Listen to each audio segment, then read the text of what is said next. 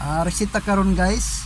Bago ni siya nag-iilis og timing belt guys no, pero ang problema lang siga gyapon iyang T-belt sign.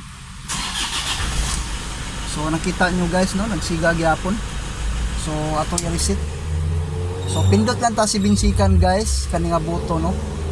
1 2 3 4 5 6 7, tapos engine on, ayaw buhi ang button. Another 7 seconds. 1 2 3 4 5 6 7, tapos buhi, tapos long press. So buhi na pod.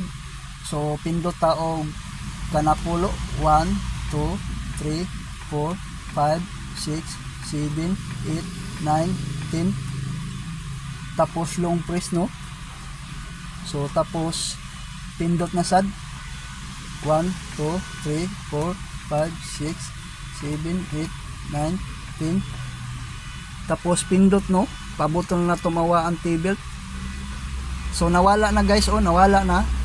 So pwede na ta mo paandar guys, basta mawala na siya. So paandar ta. So nakita ninyo guys no, ingana lang kadali ang pag reset sa timing belt no. So okay na ni siya guys. Mano to guys, pislit ka 7 seconds of engine. Tapos ayaw buhay ang button, pislit po ka another 10 seconds. Tapos buhian nimo ka diyot. Tapos pindot ka napulo no.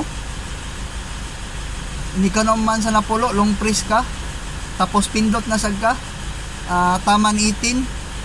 Tapos long press, pabuto nimo mawala ang T-belt sign. So mao na to siya guys. Thank you for watching.